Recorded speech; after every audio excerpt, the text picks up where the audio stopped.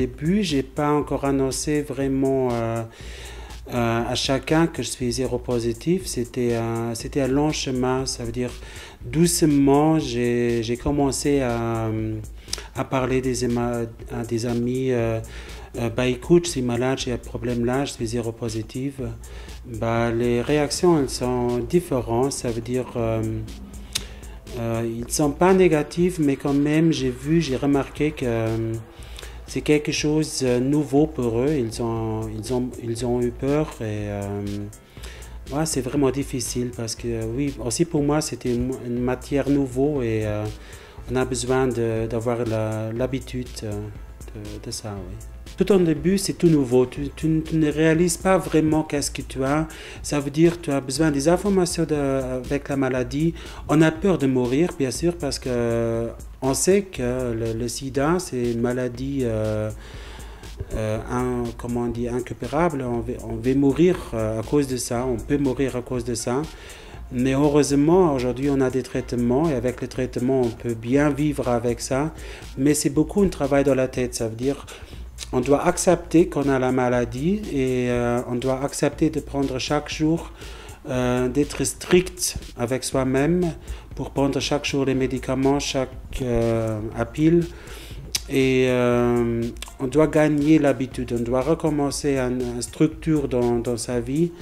On a besoin du temps pour le faire, mais après, une fois, si tu as l'habitude, alors on peut vraiment bien vivre avec la maladie. Oui.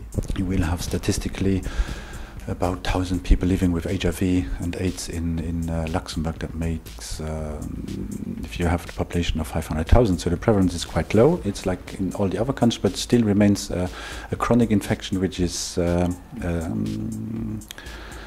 and if you do not get medical treatment or antiretroviral therapy, you will actually still, it's mortal illness. So it's a serious infection which you can transmit to other people, so it's quite important to make this kind of prevention and to keep care that it's not outbreaking.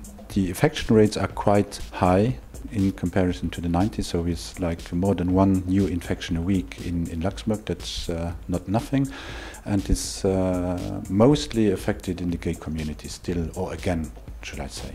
Tout le monde sait que la maladie, ça existe, mais quand même, il n'a pas assez des informations. Ça veut dire ils ont peur qu'une fois que je donne la main à quelqu'un ou on va au restaurant, on mange de même assiette ou on boit de la même verre, on a déjà des risques. Non, on n'a pas de risques. On doit vraiment avoir un acte sexuel non protégé pour avoir un risque. Dans la vie normale, dans la journée normale, dans les situations normales chaque jour, on n'a vraiment pas de risques.